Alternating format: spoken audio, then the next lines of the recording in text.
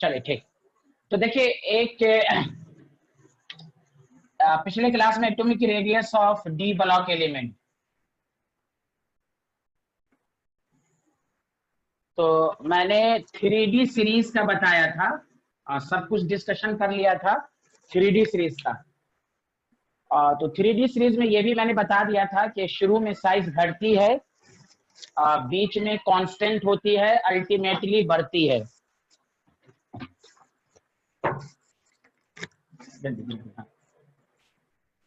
हमारा साया है ना। हाँ। तो हो सकता है उसमें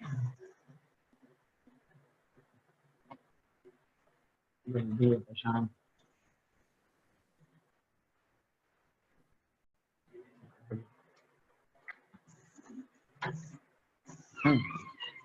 तो उसमें scandium, titanium, vanadium, chromium, manganese, cobalt, निकल, आयरन, सॉरी मैग्नीज के बाद आयरन, कोबाल्ट, निकल, कॉपर, जिंक। तो आप इसको पूरा कैसे याद रखेंगे? आपको क्वेश्चन में क्या होगा कि तीन तीन एलिमेंट का पेयर्स दे देगा। तो हो सकता है पिछली क्लास में मैंने लिखाया था, हो सकता है ऑर्डर में कुछ गलतियां हो गई हो। मुझे मैंने एक वर्ड सिखाया था, सचिन तेंदुलकर महान है। एक वर्ड ये था, सचिन तेंदुलकर महान है। और ये बोर्ड लेवल में आप पढ़ चुके हैं कि डी ब्लॉक में शुरू में साइज घटती है, बीच में कांस्टेंट होती है, अल्टीमेटली बढ़ती है। रीजन सब मैं लिखा चुका हूं पिछले क्लास में। अब इसमें ओवरऑल कैसे याद करेंगे?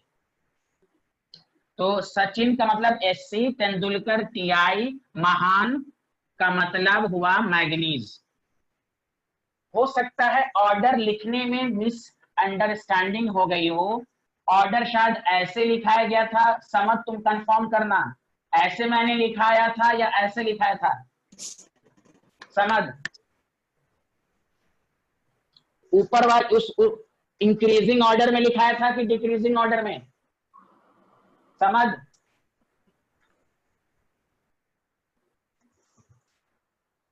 आस्था आप थी पिछले क्लास में? आस्था, हाँ इंक्रीजिंग में, तो उसको थोड़ा ये गलत हो गया था, उसको थोड़ा चेंज कर लीजिएगा, इस तरह होगा डिक्रीजिंग ऑर्डर में। सही सही था, सही था कि सचिन में आपने डिक्रीजिंग ऑर्डर में ही लिखना है, इस तरह। दूसरा वर्ड था जिनकी क्लास छूट गई है वो लिख लें, और जिनकी थोड़ा सा मिस अंडरस्टैंडिंग हो गई है वो इस तरह ऑर्डर बना लें। दूसरा वर्ड था जिंदा वल्चर ने कोरो को काट दिया, कोरो को काट दिया। जिंदा का मतलब जिंक, वल्चर का मतलब वी, एन कुछ नहीं, क्रो का मतलब CR, उसके बाद कॉपर। तो ऑर्डर इस तरह चलेगा, मैग्नीज के बाद जिंक, वेनाडियम, क्रोमियम, यानी सबसे बड़ी साइज स्कैंडियम की। अब इन सब के अलावा क्या बचा? फिरोज को नहीं मारो, तो इसकी साइज ऑलमोस्ट सिमिलर है। और ये बहुत दफा पूछ चुका है क्वेश्चन में कि 3D सीरीज में किसकी साइज ऑलमोस्ट सिमिलर है? तो आयरन, कोबाल्ट, निकल। मतलब ओवरऑल ऑर्डर ये हो गया, scandium, titanium, manganese, zinc, V, chromium, copper, Feroz को नहीं मारो, ये लास्ट, दिस इज द। तो सबसे बड़ी साइज से इसके अंदर। अब इस पर अपने आप में क्वेश्चन बन जाएगा आपको 3D। एक दफा और लिखे कि इन्होंने लिखा था, मैं नहीं पढ़ पाया, कि इसमें 3 एलिमेंट कोई भी दे देगा तो आप इस लैंग्वेज से याद रखिएगा, सचिन तेंदुलकर महान है, तो सबसे बड़ी साइज स्कैंडियम की है, 3 एलिमेंट की साइज ऑलमोस्ट सिमिलर है। यहां तक हम लोग डिस्कशन कर चुके थे। क्या मैं मिटा दूं? अम्बरीश आपने लिख लिया? आपका शायद ये टॉपिक मिस हो गया था, शायद आपका connectivity.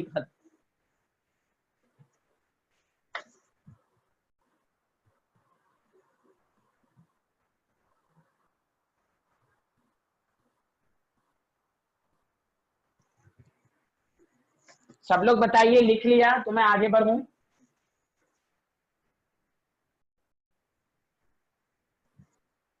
Yes,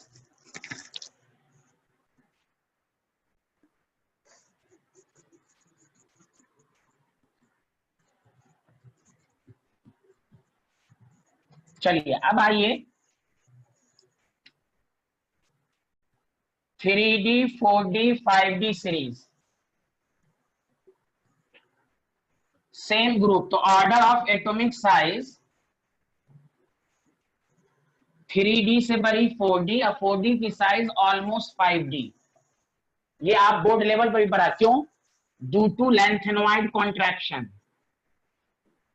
due to lanthanoid contraction, क्यों?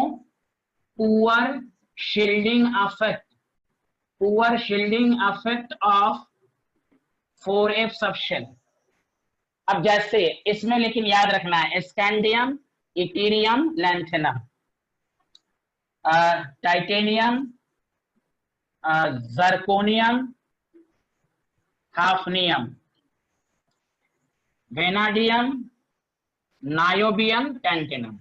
मैं और सब नहीं लिख रहा हूं, लेकिन इस तीन को छोड़कर इसमें कोई लेंथेनॉइड कॉन्ट्रैक्शन नहीं होता।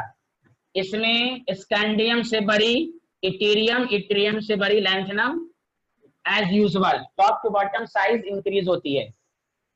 बाकी टाइटेनियम से बड़ी जर्कोनियम, जर्कोनियम की साइज हाफनियम के बराबर। जैसे आपको क्वेश्चन दे दे CuAgAu, तो this is 3D 4D 5D। अब साइज लिखेंगे Cu से बड़ी Ag, Ag की साइज ऑलमोस्ट Au के बराबर। आपसे दे देगा ZnCdHg, तो आपको बस ये कमांड होना चाहिए कि 3D 4D 5D के एलिमेंट कौन कौन है। जिंक, Cd और Hg की साइज ऑलमोस्ट सिमिलर। पहले बताइए, क्लियर है? अगर कोई डाउट है तो पूछ लीजिए प्लीज।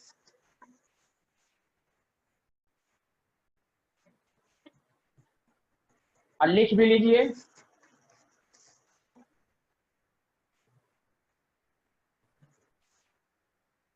Okay, thank you.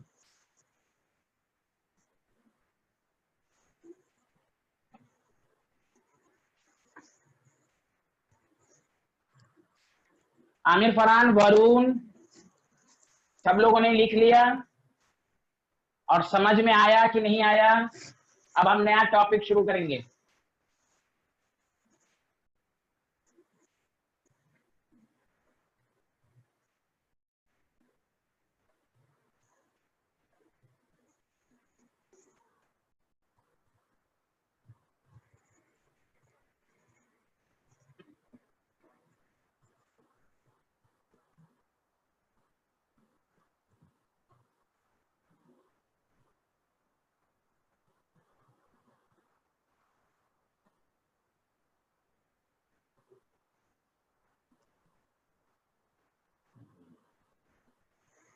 आगे बढ़े, लिख लिया सारे लोग?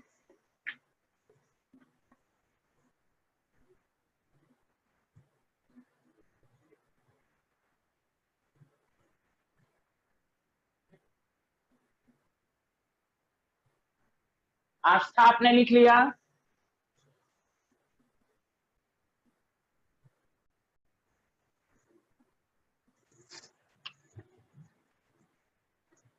चलिए अब इंपॉर्टेंट टॉपिक गौर से सुने।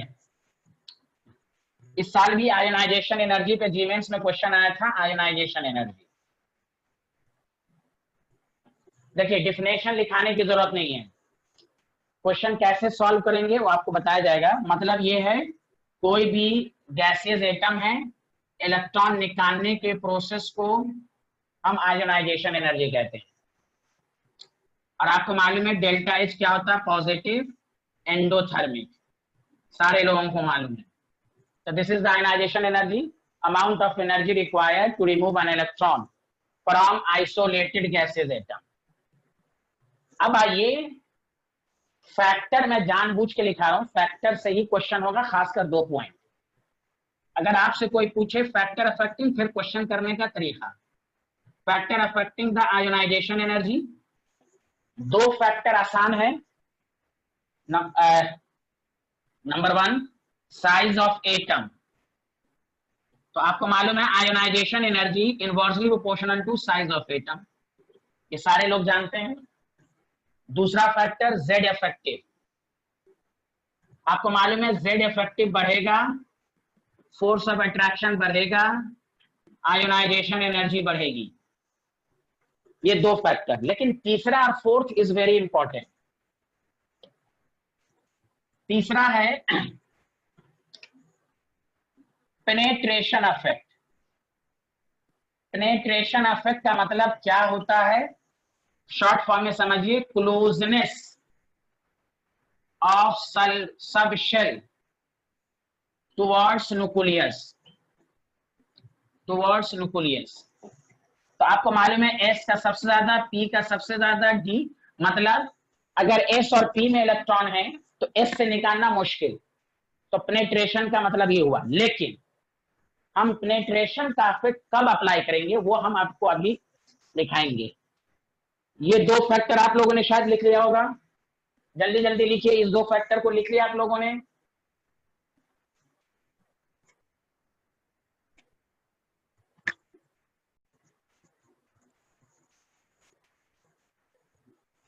आवाज नहीं आ रही है क्या? तीनों फैक्टर को लिख लीजिए जल्दी से।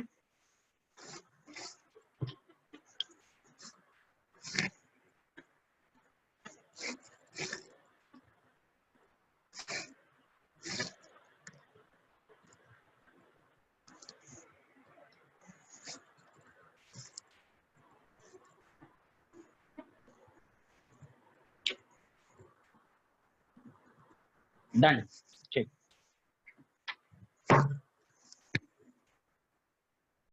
वरुण और आमिर, फरहान से रिस्पांस नहीं आ रहा, मुझे समझ में नहीं आ रहा है, क्या बताइए अगर वरुण मौजूद हो।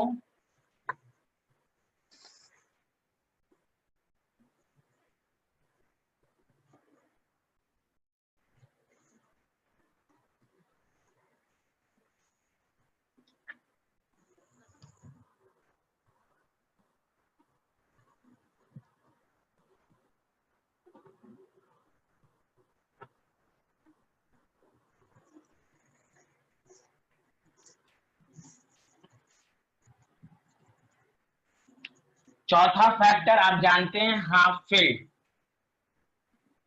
Half filled and fully field.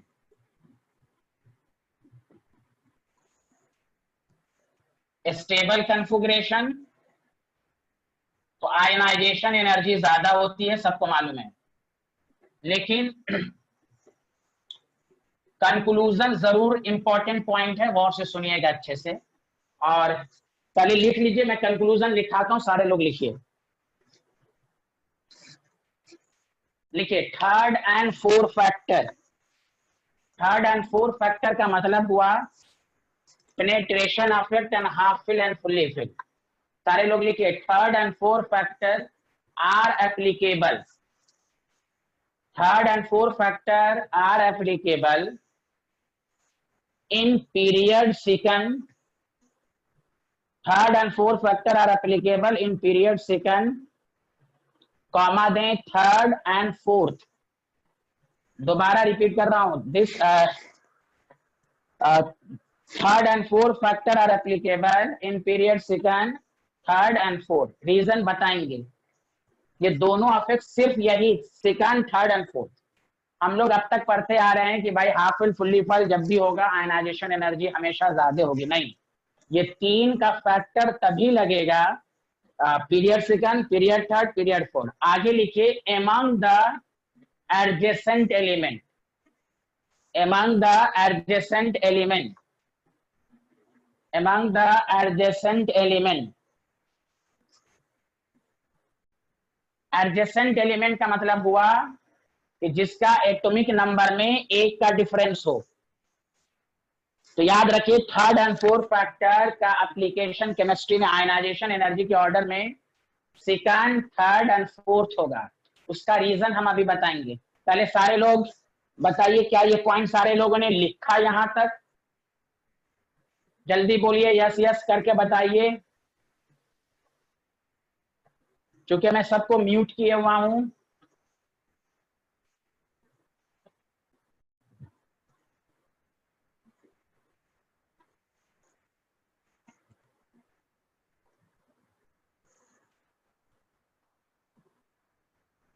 Okay, connect कर दो वाईफाई से यार। हाँ जल्दी जल्दी आ जाओ। आस्था आपने लिख लिया सारे लोगों ने?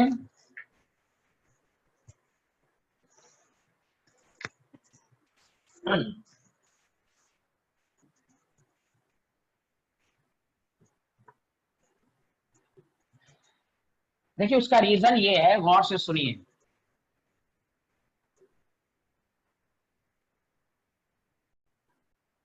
इन higher period, in higher period stability, जल्दी जल्दी लिखिए, stability of half filled and fully filled orbital decreases. ये बात हमेशा याद रखिए, जैसे हीलियम भी स्टेबल है, नियॉन भी स्टेबल है, ज्यादा स्टेबल हीलियम है, नियॉन भी स्टेबल है, आर्गन भी स्टेबल है, नियॉन ज्यादा स्टेबल है। और सारे लोग अच्छे से जानते हैं, जितना हायर एनर्जी लेवल जाता है, तो आप अफबाउ प्रिंसिपल में भी पढ़े हैं, इलेक्ट्रॉनिक कन्फिगरेशन भी एप्लीकेबल नहीं होता, एक्सेप्शनल केस ज्यादा होते हैं, सब इंटरमिक्सिंग हो जाता है इलेक्ट्रॉन का हायर एनर्जी लेवल में। इसीलिए हाफ फिल फुल्ली फिल का थर्ड, सेकंड, थर्ड, फोर्थ तक एप्लीकेबल है। हायर पीरियड में stability of half fill and fully fill orbital decrease होती है।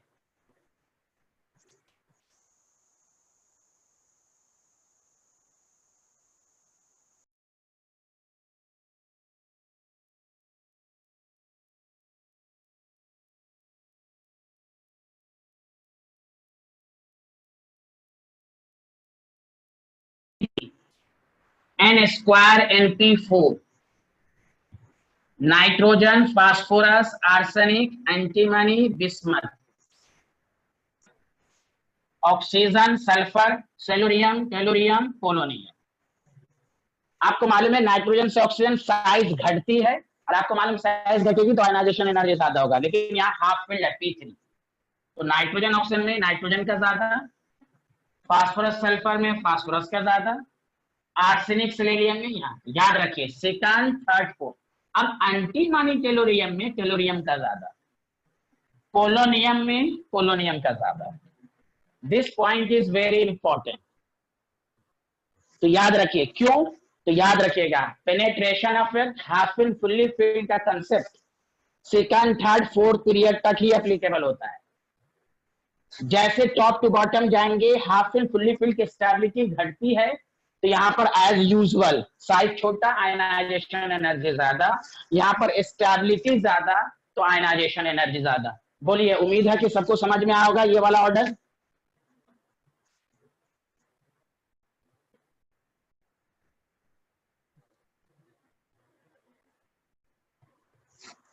सबको दिख रहा है अच्छे से?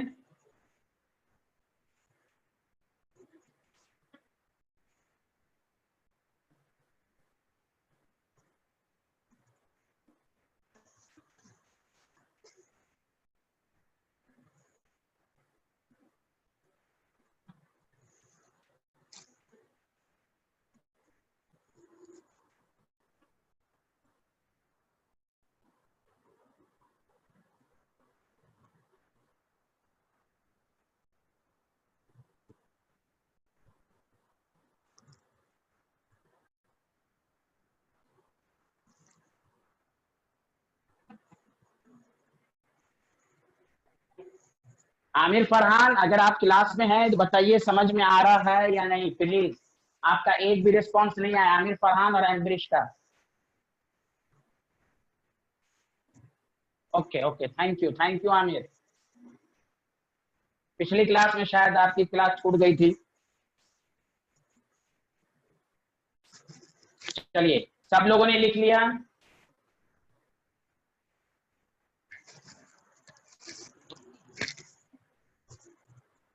ओके ओके, चलिए आगे बढ़ते हैं। तो ये एक तो पहला कंसेप्ट हुआ। दूसरा ये सारे लोग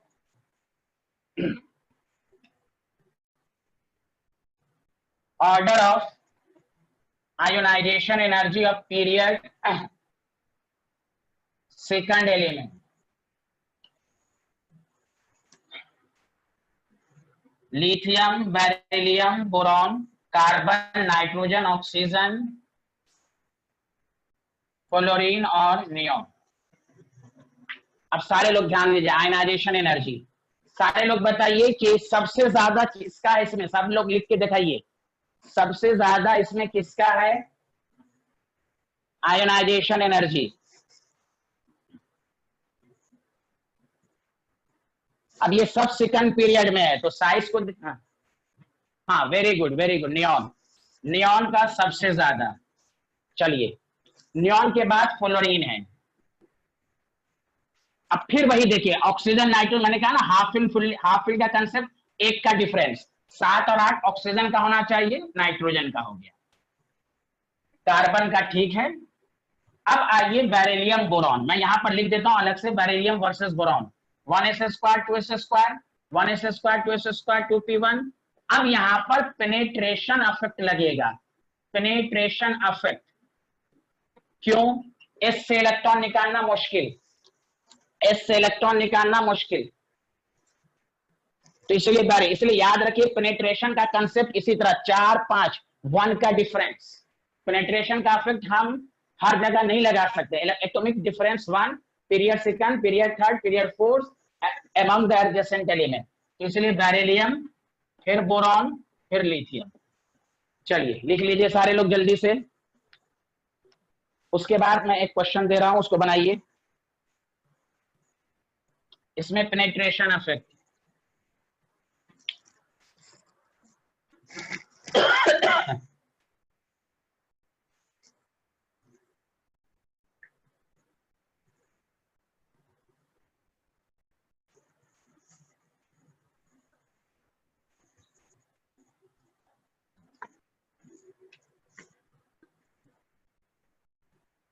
अब आप लोग सोडियम, मैग्नीशियम, एल्यूमिनियम, सिलिकॉन।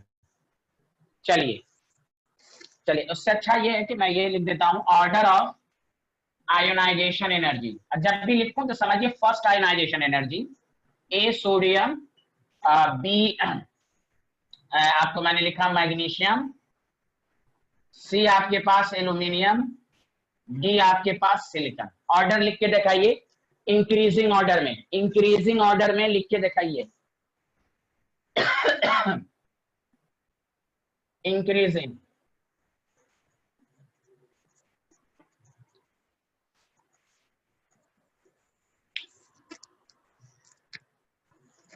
ग्यारह, 12, 13, 14 सब पीरियड थर्ड का है, पीरियड थर्ड ही का है।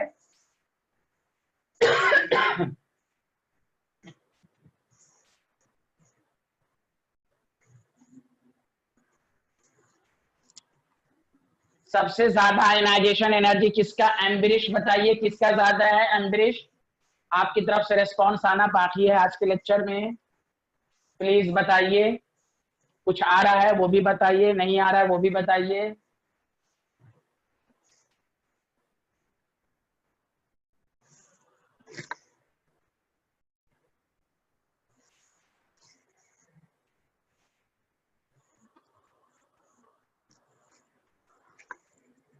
समझ बताओ आंसर कितना आ रहा है।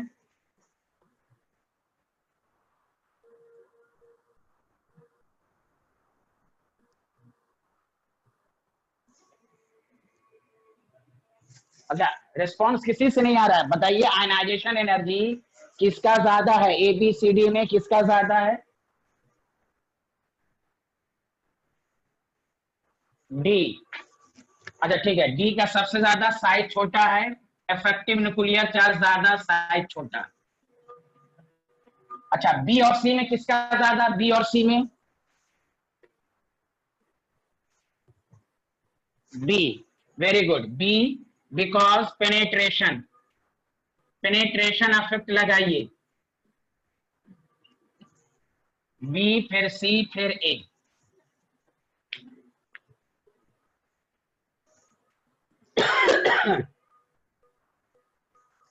आस्था क्लियर है ये कंसेप्ट?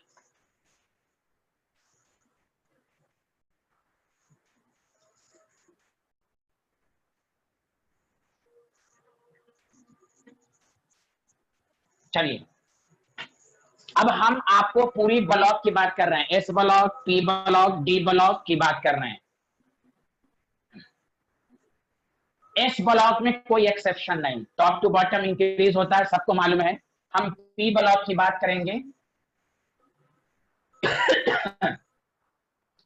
पी ब्लॉक में आयनाइजेशन एनर्जी में सिर्फ दो एक्सेप्शन है, और ये सबको मालूम है। ग्रुप 13, तो डायरेक्ट आपको ऑब्जेक्टिव में पूछ देगा order of ionization energy of group 13, boron, aluminium, gallium, indium, helium, P block.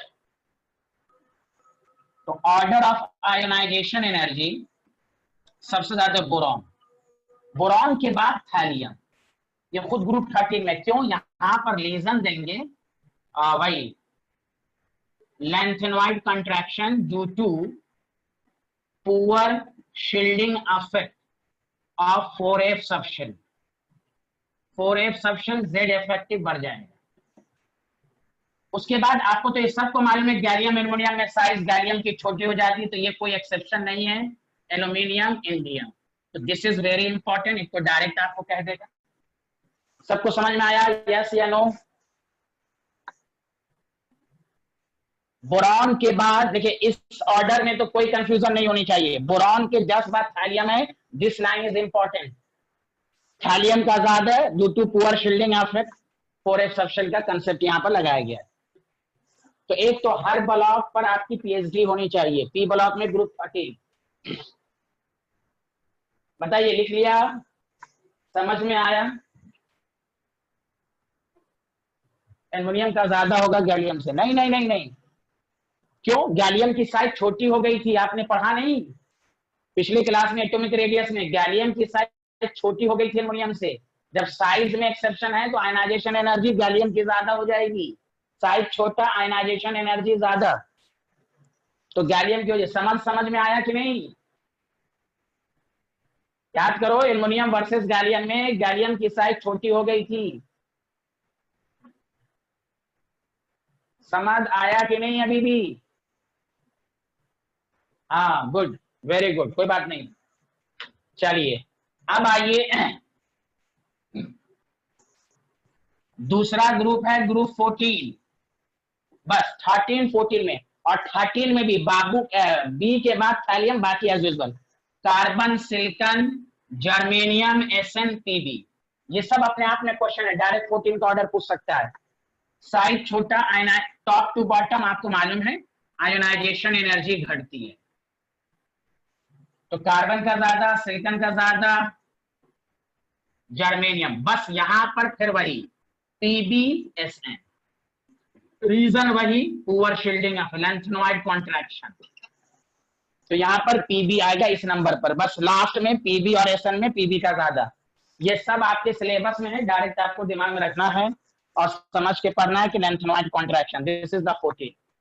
बाकी 15 16 17 और 15 16 17 में और 18 में कोई एक्सेप्शनल केस नहीं। तो पी ब्लॉक का मामला खत्म। 13 से 18 में डायरेक्ट क्वेश्चन के फॉर्म में भी आए, कोई बात नहीं है। तो याद रखना है कि 13 में बोरॉन के बाद थैलियम, कार्बन, सिलिकॉन, जर्मेनियम, एसएनपीबी में पीबी का ज्यादा। चलिए बताइए, पी ब्लॉक का मामला खत्म, बाकी लिखने की जरूरत नहीं है। Top to bottom ionization energy decreases. 15 में एज यूजुअल कुछ नहीं, 16 में एज यूजुअल, 17 सब में ऐसे ही। बताइए आगे बढ़े। चलिए सबसे इंपॉर्टेंट डी ब्लॉक।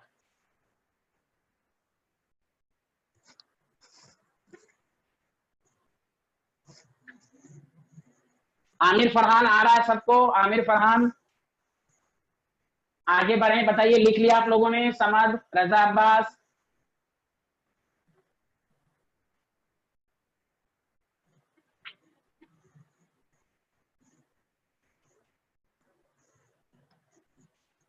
चलिए देखिए, मैं सबसे गुजारिश करूंगा कि डी ब्लॉक का अच्छे से समझिएगा।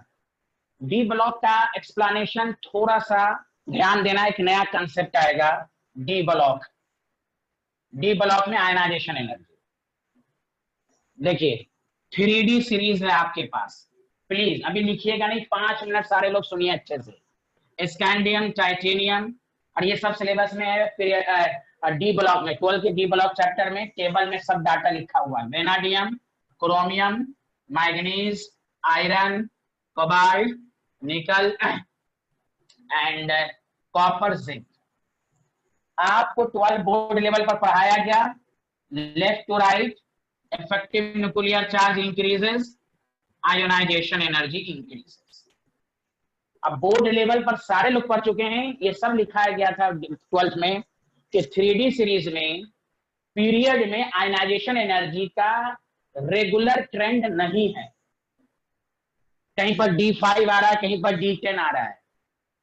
और एक और कंसेप्ट है, हायर कंसेप्ट है, लेकिन एनसीईआरटी में लिखा हुआ है। अब ध्यान दीजिए, स्कैंडियम से ज्यादा टाइटेनियम का होगा, टाइटेनियम से ज्यादा वेनाडियम। हम पहले टाइटेनियम वेनाडियम का एक्सप्लेनेशन दे रहे हैं, उससे आपको सब कुछ आ जाएगा। उसके बाद फिर याद करने का तरीका गौर से सुनिएगा। टाइटेनियम वर्सेस वेनाडियम, जब आप एनसीईआरटी में डी ब्लॉक में डाटा देखिएगा फर्स्ट आयनाइजेशन एनर्जी का, वेनाडियम का ज्यादा होना चाहिए, लेकिन वेनाडियम का कम है, टाइटेनियम का ज्यादा है। एनसीईआरटी में 2 लाइन लिखा हुआ है आयनाइजेशन एनर्जी में डी ब्लॉक में, सारे लोग ध्यान दीजिएगा। टाइटेनियम का एटॉमिक नंबर होता है 22, प्लीज सारे लोग ध्यान देंगे। Argon 3D2 4s²। एक एक्सप्लेनेशन फिर शॉर्टकट बताएंगे।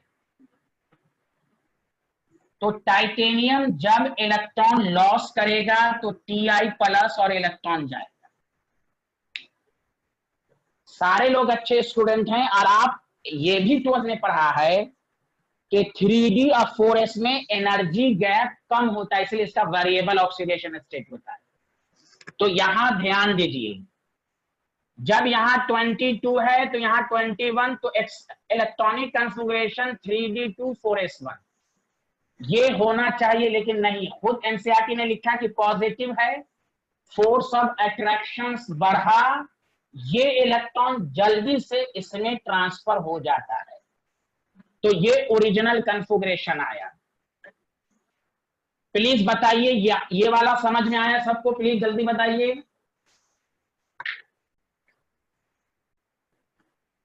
ये वाला समझ में आया 3D3? यस। अब ध्यान दीजिएगा प्लीज। हाँ, 11th में प्लीज सारे लोग सुनिए, बहुत इंपॉर्टेंट कंसेप्ट है कि आपने 11th के एटॉमिक स्ट्रक्चर में पढ़ा होगा कि half fill and fully fill stable होता है due to 2 reason, symmetrical distribution और एक्सचेंज एनर्जी। एनसीईआरटी ने एक्सचेंज एनर्जी का एक्सप्लेनेशन दिया है यहां, क्योंकि 3D में डी ब्लॉक में एनर्जी गैप कम होता है। तो देखिए गौर से सुनिएगा, ये जो D3 है इसमें 1 2 3 एक्सचेंज, ये इसके साथ एक्सचेंज हो सकता है, ये इसके साथ 2, अब फिर ये वाला इसके साथ 3 एक्सचेंज हुआ। सच सच बताइए 3 एक्सचेंज हुआ, ये सबको समझ में आया? ये 11th में पढ़ा होगा। 1 का इसके साथ एक्सचेंज, 1 का 2 एक्सचेंज, फिर इसका इसके साथ 3 एक्सचेंज। आया कि नहीं प्लीज बताइए? Yes, very good. तो टाइटेनियम का मैंने यहां तक समझाया। अब आइए वेनाडियम का। Vanadium 23, argon 3D3 4s²। Vanadium जब V+ हुआ, इलेक्ट्रॉन लूज किया, तो अब हो गया 3D3 4s1, लेकिन ये गलत 3D4। अब ध्यान दीजिएगा, इसमें क्या होता है, जब इलेक्ट्रॉन रिमूव किया तो 1 2 3 4, सारे लोग ध्यान दीजिएगा, 1 2 3, 3 एक्सचेंज, दूसरे वाले का इसके साथ 4th 5th, अब फिर इसका ये 6 एक्सचेंज। सच सच बताइए 6 एक्सचेंज सबको समझ में आया? आमिर फरहान सब लोग मिलके बोलिए 6 एक्सचेंज आया, सबको समझ में आया? 1 का 3, दूसरे का 2, एक का 2, 3 2 5 एंड 1 6 एक्सचेंज। यस, अब आइए बस एक एक्सप्लेनेशन दे देंगे तो आपको समझ में आ जाएगा। ये हायर कंसेप्ट नहीं, आप एनसीईआरटी को पढ़िए, डी ब्लॉक में सब। अब सुनिए, एलिमेंट में क्या पढ़ा आपने? जो एक्सचेंज एनर्जी क्या होती है कि डी ब्लॉक में अनपेयर्ड इलेक्ट्रॉन अपनी पोजीशन को एक्सचेंज करता है तो एनर्जी रिलीज। तो ध्यान दीजिएगा लैंग्वेज पर, as the number of unpaired electron increases,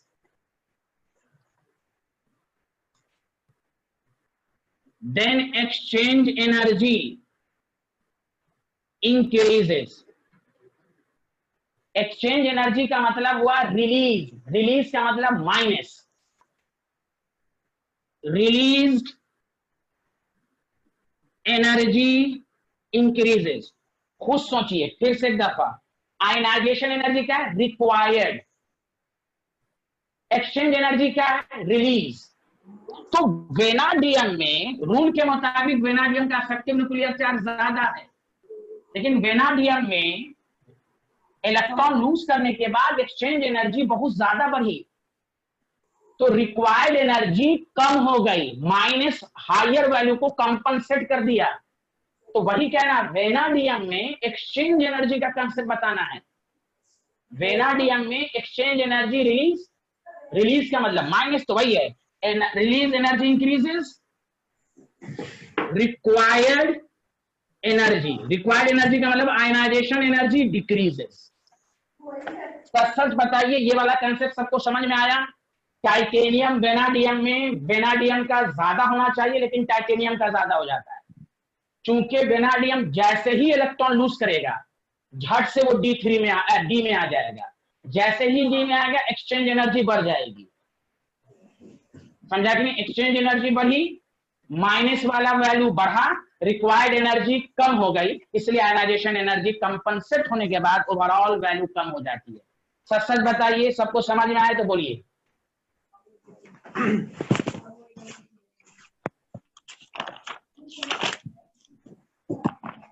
समझ तुमको आया समझ में? आस्था, रजा अब्बास, अम्बरीश का तो कोई रिस्पॉन्स ही नहीं आ रहा, अल्लाह मालूम आवाज जा रही है कि नहीं। ओके, तो जल्दी से लिखिए, फिर हम आपको ऑर्डर याद करने का तरीका बताएंगे। तो यहां पर लिख लीजिएगा, ionization energy of titanium, ionization energy vanadium से ज्यादा। जल्दी लिखिए 2 मिनट में।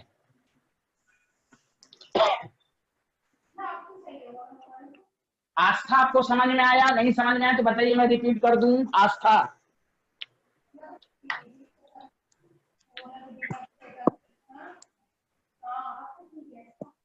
अच्छा रिपीट, यस। देखिए टाइटेनियम 22 है, हम लोग ये पढ़ रहे हैं कि टाइटेनियम, एक तो ओवरऑल ऑर्डर लिखेंगे ही, टाइटेनियम वेनाडियम में क्या कंसेप्ट है। तो टाइटेनियम वेनाडियम में होना चाहिए वेनाडियम का, लेकिन टाइटेनियम का होता है। तो इलेक्ट्रॉन लॉस क्या? Ti+ हुआ, 3d4s1। और सब लोग बोर्ड लेवल पे पढ़ चुके हैं कि डी ब्लॉक में 3d और 4s की एनर्जी गैप कम होती है। कम होती है तो जैसे इलेक्ट्रॉन लूज करेगा ना, तो ये पॉजिटिव चार्ज बढ़ा, फोर्स ऑफ अट्रैक्शन बढ़ा, एस के इलेक्ट्रॉन को खींच लिया, 3d3 में 3 एक्सचेंज हो गए। वेनाडियम का ये, वेनाडियम में 3d4 6 एक्सचेंज, ये तो समझ में आ गया। अब आइए एक्सचेंज एनर्जी, खुद सोचिए, एक है पॉजिटिव वैल्यू, एक है निगेटिव। जितनी निगेटिव वैल्यू बढ़ेगी पॉजिटिव कम होगा कि नहीं?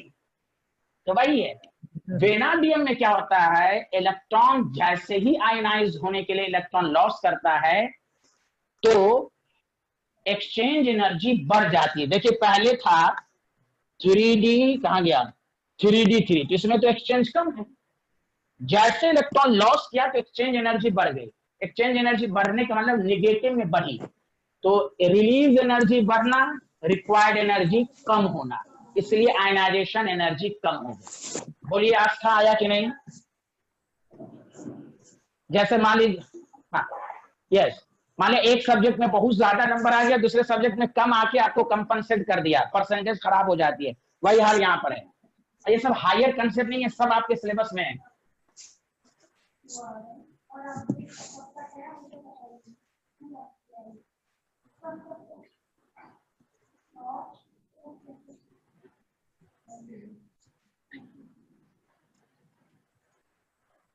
अब आइए, इसीलिए कहा जाता है कि अब मैं ऑर्डर लिख रहा हूं। Okay, understood, very good. अब आइए, ये अपने आप में क्वेश्चन है, अब मैं इस पर क्वेश्चन अभी जस्ट कराऊंगा, घबराइएगा नहीं। पहला क्वेश्चन तो यही है, ये 10 एलिमेंट है, कोई 3 एलिमेंट दे देगा, write the order of first ionize, तो डी ब्लॉक का आंसर देना थोड़ा मुश्किल होता है। एक एक्सप्लेनेशन आ गया, अब देखिए कैसे याद रखिएगा, 4 सेंटेंस याद रखिएगा, उसके बाद हम आपको सिखाएंगे। एक वर्ड याद रखिएगा, शिव, एक वर्ड याद रखिएगा, शिव, शिव, शिव, कोरोटी, शिव कोरोटी, मोनिक, शिव कोरोटी मोनिक, कोफिस। आपको आईटी में सिलेक्शन होने से मतलब है, शिव कोरोटी मोनिक कोफिस 10 दफा रात में याद कर लेना है, 3D सीरीज के याद करने का तरीका, और ये सब आपके एनसीईआरटी में टेबल में दिया हुआ डाटाबेस, तो इनऑर्गेनिक के लिए टेबल पढ़ना जरूरी है। 4 सेंटेंस, शिव कोरोटी मोनिक कोफिस, एस scandium, vanadium, chromium, titanium, manganese, मैं लिख भी देता हूं, मैग्नीज, Ni, निकल, सी का मतलब यहां पर कॉपर है, कोफिस, कोबाल्ट, एफ है तो आयरन, ये है जिंक। तो देखिए ऑर्डर हो गया, स्कैंडियम लेफ्ट टू राइट बढ़ेगी, इंक्रीजिंग ऑर्डर, वेनाडियम, देखिए स्कैंडियम के बाद वेनाडियम, फिर क्रोमियम, फिर टाइटेनियम। रीजन वही, कोई पूछेगा वेनाडियम टाइटेनियम का क्यों ज्यादा हो गया, वही एक्सचेंज एनर्जी का कंसेप्ट देना है आपको, कि लूज होने के बाद एक्सचेंज एनर्जी में अगर चेंज नहीं हो रहा है तो हम हाफ फिल फुल्ली फिल का कंसेप्ट या इफेक्टिव न्यूक्लियर चार्ज का ले लेंगे। लेकिन टाइटेनियम में क्या हो जाता है, इलेक्ट्रॉन लॉस होने के बाद एक्सचेंज एनर्जी में बहुत ज्यादा चेंज हो जाती है। जैसे एक मिसाल लीजिए, एक बात और समझिए, मैग्नीज को देख लीजिए, मैग्नीज का क्या है भाई, 3d5 4s1, एक इलेक्ट्रॉन लॉस क्या, 3d5 4s1 3d6, exchange energy में कोई फर्क नहीं पड़ेगा, क्यों, पहले भी 5, 1 2 3 4 5 6, इसका तो किसी के साथ एक्सचेंज ही नहीं होगा, क्योंकि अपर का अपर के साथ एक्सचेंज होता है, लोअर का अपर के साथ एक्सचेंज नहीं होता है, तो इसलिए यहाँ पर मैग्नीज में हम d5 जो हाफ फिल से ही ऐड कर देंगे, एक्सचेंज एनर्जी उस जगह लगाएंगे जहां इलेक्ट्रॉन लॉस होने के बाद एक्सचेंज एनर्जी बढ़ जाती है, यहाँ एक्सचेंज एनर्जी में कोई फर्क नहीं है, जो पहले था वही बाद में था।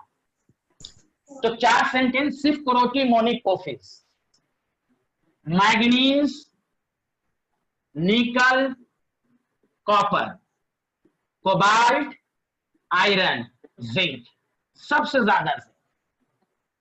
अब आपको कोई भी एग्जामिनर दे दे क्रोमियम, मैग्नीज, आयरन, बताओ फर्स्ट आयनाइजेशन, आपका टाइम नहीं है कि आप इलेक्ट्रॉनिक कन्फिगरेशन लिखें, यहां समझ लीजिए। तो याद रखिए, शिव कोरोटी मोनिक कोफिस, शिव कोरोटी, कोरोटी पहले आया, मोनिक मैग्नीज का जा, उसके बाद iron, this is the order, first ionization energy का ऑर्डर। समझ में बात आ रही है कि नहीं, सबको बताइए सच सच।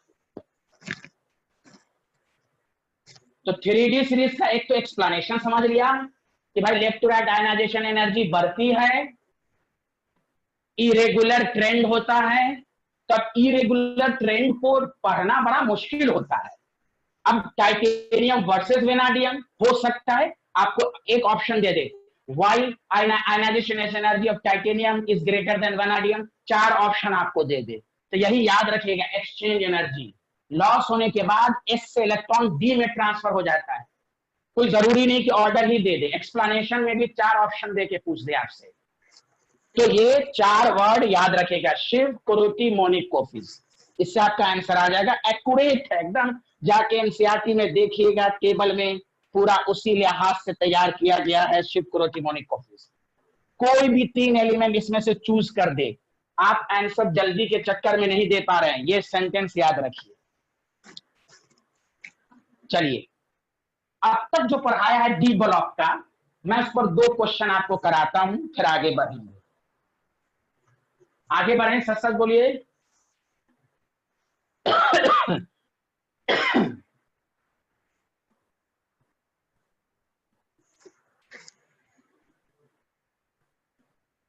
सब लोग लिख लिया? आस्था आपको समझ में आया? आस्था सब लोग लिख लिया तो बोलिए।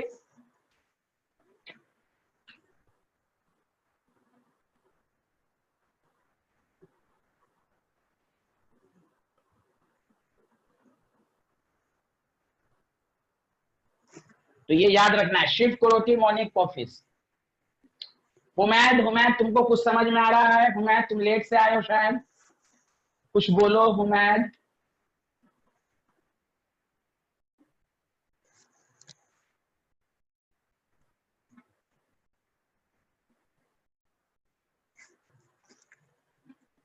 चलिए अब आइए,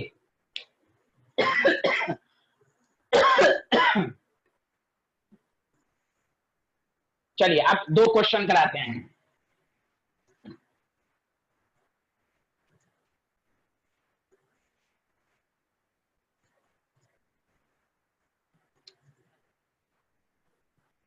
Which of the following had least third ionization energy? Third हमेशा याद रखिए, अभी जितना पढ़ाया गया first ionization energy, second and third ionization energy जब भी कहे उसका कोई ऑर्डर नहीं, इलेक्ट्रॉनिक कॉन्फ़िगरेशन लिखकर अपने कॉन्सेप्ट का इस्तेमाल करना है।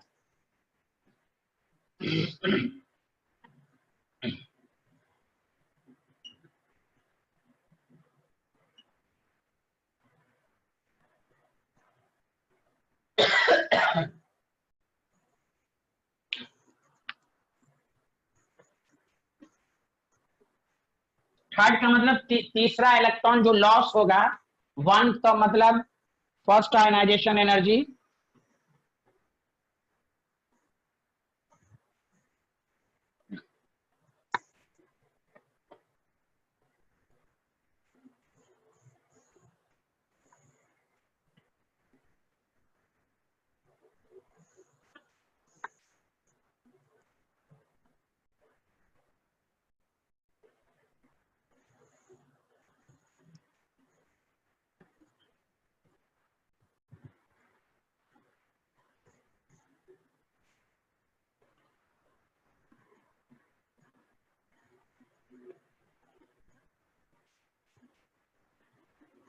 आंसर कोई नहीं दे रहे हैं। अच्छा चलिए बताइए हुमैद, आप क्वेश्चन के लिए परेशान होते हैं, बताइए।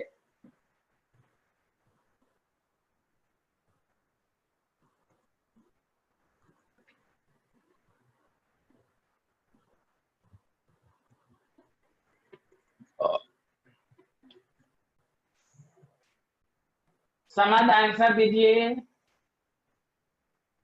आमिर फरहान,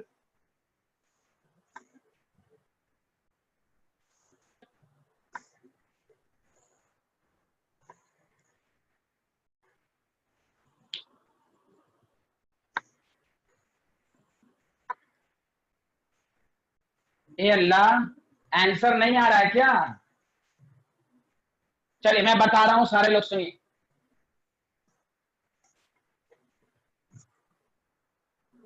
मैग्नीज का है, चलिए ठीक है, चेक कर लेते हैं। एक का आंसर मैग्नीज, चलिए चेक कर लेते हैं। जब इस तरह का क्वेश्चन हो तो इसमें डी, डी है। डी क्या था?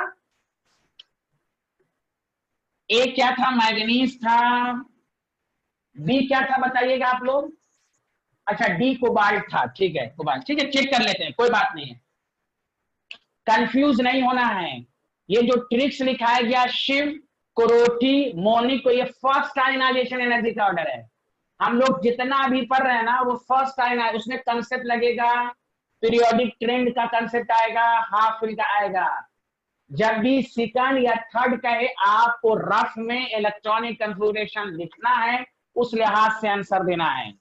इसमें ये नहीं कि वो आपको जो मैंने बताया फर्स्ट आयना। अब देखिए क्रोमियम का 24 है, आर्गन सारे लोग समझिए, और 3d5 4s1, manganese 25, argon 4s2, iron 26, argon 3d6 4s2, cobalt 27, सारे लोग सुनिए 3d7 4s2। थर्ड है ना, पहले कंसेप्ट समझ, जब भी थर्ड कहे तो पहले 2 इलेक्ट्रॉन लूज करके देखो, तब फिर थर्ड, डायरेक्ट मत करो, 2 इलेक्ट्रॉन लूज करो इसमें से। तो जब 2 इलेक्ट्रॉन लॉस करेंगे तो ये क्या बचेगा 3d4, इसमें 3d5, सारे लोग समझिएगा 3d6 3d7। हमें थर्ड कह रहा है, गौर से सुनिएगा, थर्ड तुम खुद बताओ इसमें से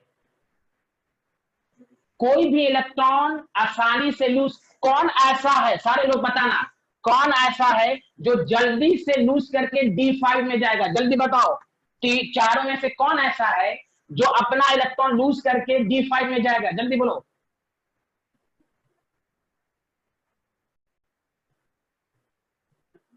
आयरन, वेरी गुड। तो ये जल्दी से जाएगा, तो जो जल्दी से कन्वर्ट हो जाएगा तो ये मोर स्टेबल हो रहा है, इसलिए सबसे कम आयनाइजेशन एनर्जी आयरन की होगी।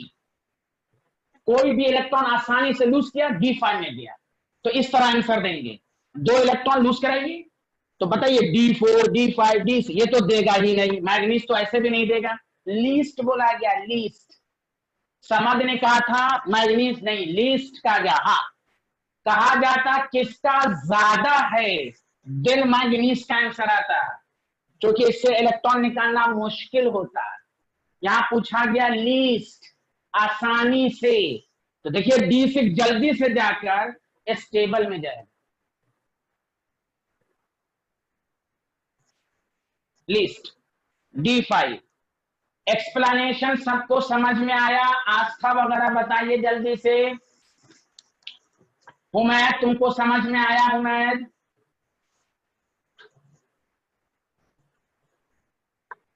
यस। तो लॉजिक कंफ्यूज मत होइएगा प्लीज, हाँ कंफ्यूज नहीं होइएगा कि हम लोग जो ट्रिक्स पढ़ रहे हैं, half filled, effective nuclear charge, penetration, first ionization energy में, ये 3D सीरीज का जो लॉजिक दिया गया, समझा?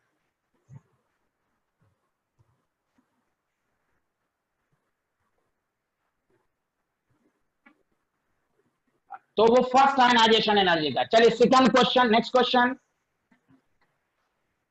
उसके बाद हम डी ब्लॉक का लास्ट आयनाइजेशन एनर्जी का लास्ट कंसेप्ट सिखाएंगे। एक और क्वेश्चन कर लीजिए, write the decreasing order of second ionization energy. Second, first का तो आंसर आप दे देंगे, वो मैंने लिखा दिया tricks. Second ionization energy of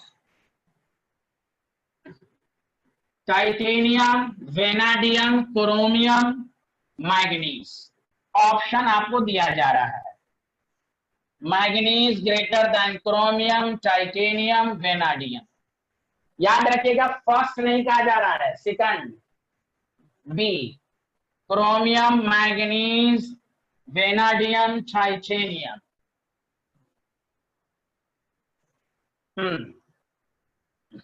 C titanium, vanadium, chromium, manganese. D option vanadium, titanium, manganese, chromium. चलिए ऑप्शन लिखिए, आंसर दीजिए। अगेन इलेक्ट्रॉनिक कॉन्फ़िगरेशन लिखो, पहला इलेक्ट्रॉन लॉस करो, फिर सेकंड के लिए देखो, तो आंसर आएगा। इसका एटॉमिक नंबर 22, 23, 24, 25।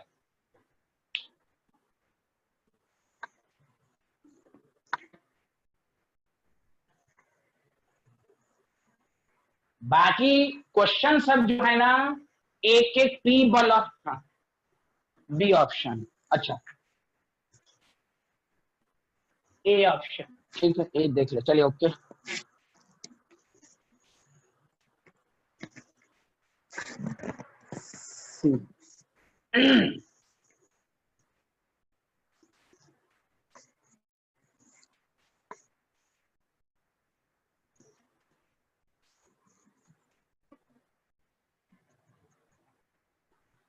चलिए देखिए सारे लोग देखिए, titanium 22, argon 3d2 4s², vanadium 23, argon 3d3 4s², chromium 24, argon 3d5 4s1, manganese 25, argon 3d5 4s²। सारे लोग ध्यान दें, पहला एक इलेक्ट्रॉन लॉस कर देते हैं, तो 3d2 4s1, 3d3 4s1,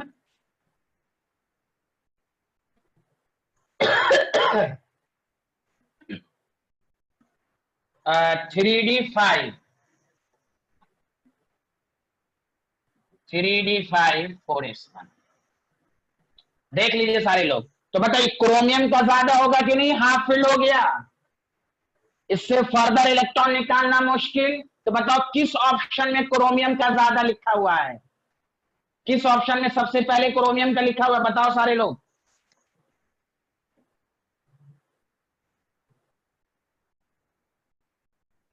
नहीं आ रहा समझ में?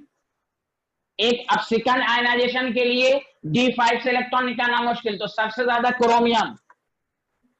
हाँ जी, B option is correct. Chromium, manganese, फिर वेनाडियम, टाइटेनियम। तो इतना दिमाग नहीं लगाना है, कुछ क्वेश्चन का आंसर जो है ना लॉजिक से भी देखना है। क्रोमियम का ज्यादा, सारे ऑप्शन में देखो एक ही ऑप्शन ऐसा है जिसमें क्रोमियम सबसे ज्यादा, उसी वाले ऑप्शन पर टिक मारो। सबको समझ में आया? हुमैद बताओ।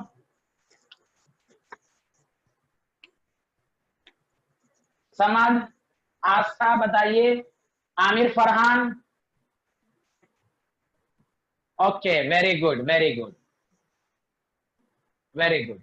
अच्छा एक क्वेश्चन हम पूछ रहे हैं, उसके बाद हम एक कंसेप्ट समझाएंगे। अगर आंसर दे दिए तो अच्छी बात। अभी हम लोग डी ब्लॉक का पीरियड का कंसेप्ट पढ़ा था, शिव पुरोती मोनिक पोफिस। अब ग्रुप का कैसे पढ़ेंगे वो हम आपको बताएंगे। तो देखिए सारे लोग ध्यान दीजिए, क्वेश्चन ये है, order of first ionisation energy, scandium, yttrium, lanthanum. या हम आपको ऐसे बता देते हैं, A scandium, B yttrium, C lanthanum. Question number 2, order of first ionisation energy of copper, Ag, Au। Question number 3, order of first ionisation energy nickel, palladium, platinum. आप लोग answer लिख के रखें सर तीनों क्वेश्चन का।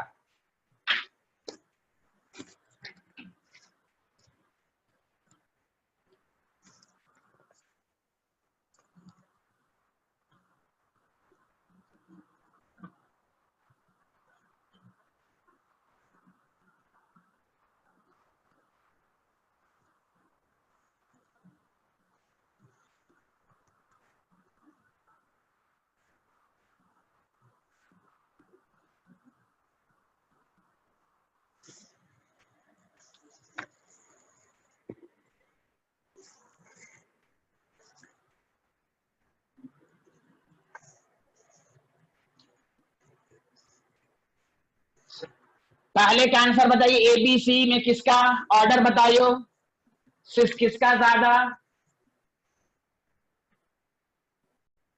इसका आंसर तो बहुत आसानी से दे सकते हो।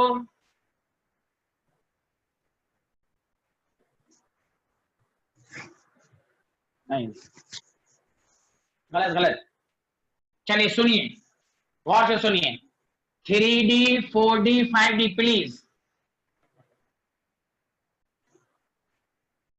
स्कैंडियम इटीरियम लैंथेनम में तो तुमको बताया ही गया है कि order of atomic radius scandium का वेनाडियम लैंथेनम, तो ऑर्डर ऑफ आयोनाइजेशन एनर्जी जो होगी स्कैंडियम का ज्यादा, इसमें कोई एक्सेप्शनल नहीं, एज यूजुअल। लैंथेनम में लैंथेनॉइड कॉन्ट्रैक्शन नहीं होता, अभी बताया गया था। Scandium yttrium lanthanum, top to bottom size increases, ionisation energy decreases. बताओ, ये पहला का आंसर सबको समझ में आया?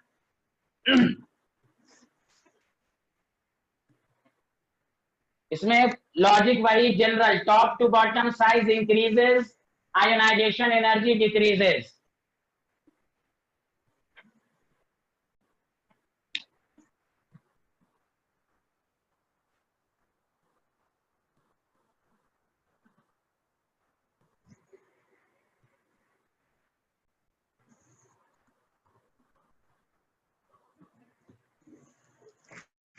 आमिर फरहान आ रहा है कि नहीं, कुछ तो बोलिए।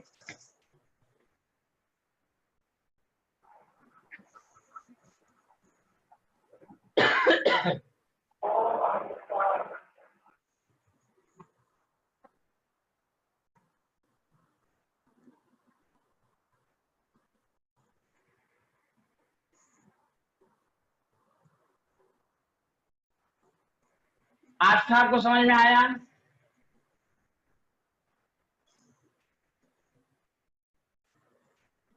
यस। चलिए अब आइए बाकी का समझ लेते हैं हम लोग। बस ये लास्ट पॉइंट है, उसका छुट्टी हो जाएगी। गौर से सुनिए, हम लोग 12th में पढ़ चुके हैं बोर्ड में कि 3D 4D 5D में the first ionization energy of third transition series का मतलब 5D is higher than 3D 4D। क्यों? इसमें इफेक्टिव न्यूक्लियर चार्ज ज्यादा हो जाता है, तो आयनाइजेशन एनर्जी ज्यादा। ये एनसीईआरटी में है, ये आपने पढ़ा है, लेकिन हम आपको एक लॉजिक समझा रहे हैं, सारे लोग ध्यान दीजिएगा। ये सब आपके सिलेबस में है, प्लीज ध्यान दें। देखिए, डी ब्लॉक एलिमेंट का कभी भी क्वेश्चन आ जाए, आपको मालूम है कि डी ब्लॉक में ग्रुप 3 से 12 रहता है, ग्रुप 3 से 12। लॉजिक समझिए, स्कैंडियम इटीरियम, मैं पूरा क्वेश्चन ही एक दफा मैं करा देता हूं, गौर से सुनो। Titanium, zirconium, hafnium, vanadium, niobium, tantalum, chromium,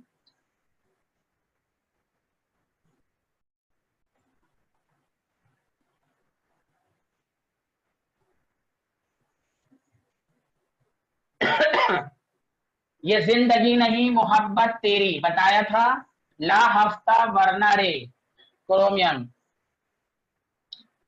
iron,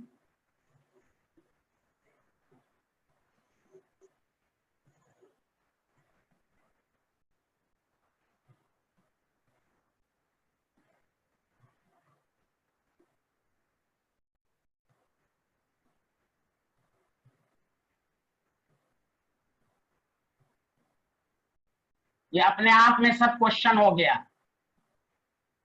कुछ भी दे दे आपसे आंसर आ जाएगा। आप सुनो सारे लोग, third group, fourth group, fifth group, six group, 7 group, 8 group, 9 group, 10 group, 11 group, 12 group, ये कंसेप्ट क्लियर कर लो बस।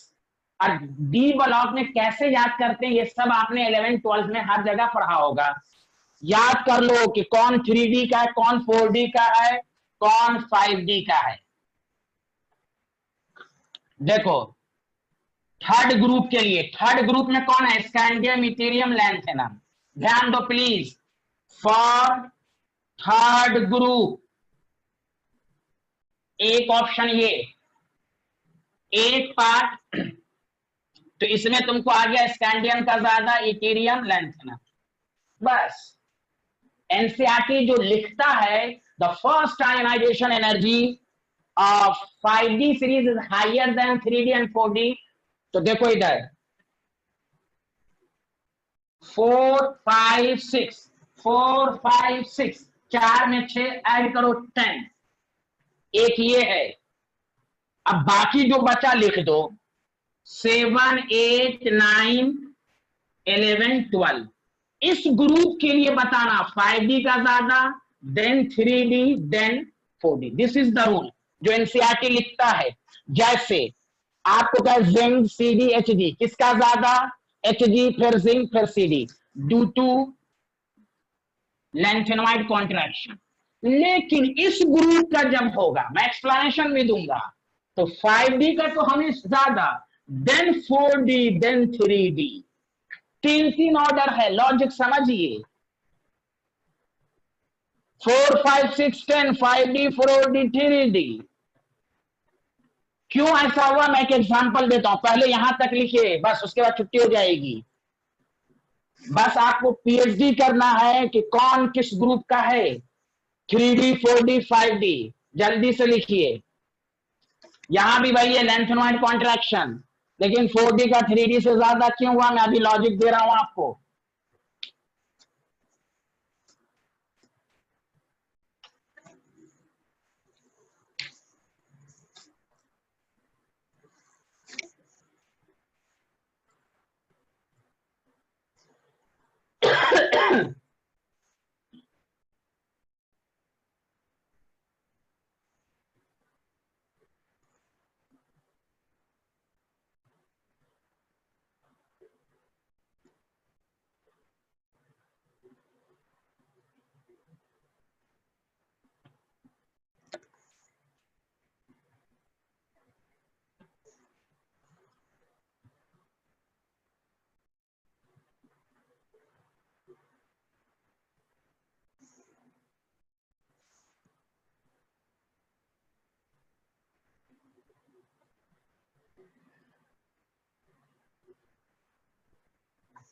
लिख लिया?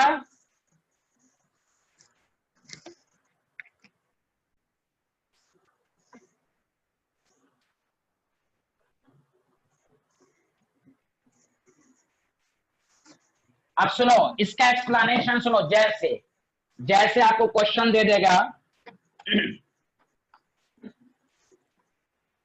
गौर से सुनिए। निकिल, पैलाडियम, प्लैटिनम, गौर से सुनिए अच्छे से। मान लिया क्वेश्चन दे दिया, झट से आपको याद हो जाएगा ये डी ब्लॉक है। आपको मालूम है कि इसका कॉन्फ़िगरेशन, एक्सप्लेनेशन समझ लीजिए, 3D 4S स्क्वायर। और सारे लोग 12 में पढ़ चुके हैं। पूरे डी ब्लॉक में पैलाडियम एक ऐसा एलिमेंट है जिसके एस में कोई इलेक्ट्रॉन नहीं होता।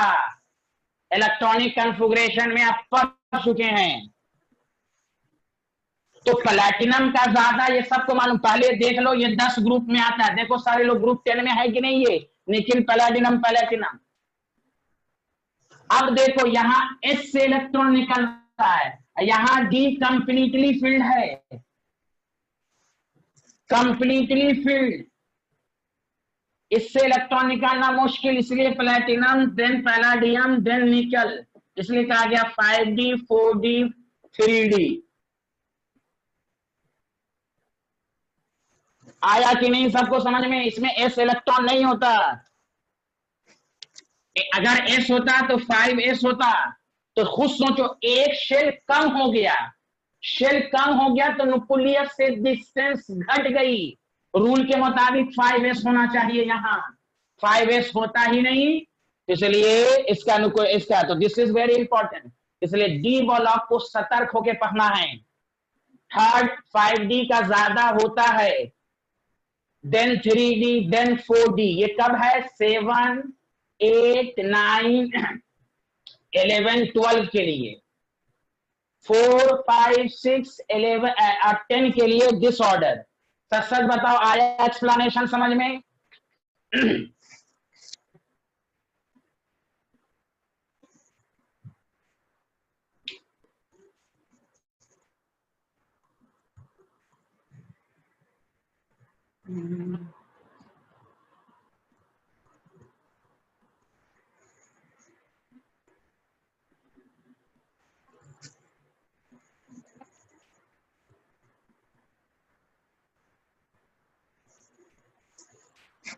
तो चलिए, आयनाइजेशन एनर्जी पूरा खत्म। जितना मैंने लॉजिक सिखाया है, कोई भी बुक उठाइए, सारे क्वेश्चन आपसे लग जाएंगे। ये सब ट्रिक्स को याद रखिए। पी ब्लॉक में क्या एक्सेप्शन है, डी ब्लॉक का ऑर्डर कैसे देखते हैं। सेकंड थर्ड के लिए तो बस आपका लॉजिक चाहिए। इलेक्ट्रॉनिक कॉन्फ़िगरेशन लिखिए, सेकंड एंड थर्ड का तो आप आंसर दे दीजिएगा। मेन है फर्स्ट आयनाइजेशन एनर्जी,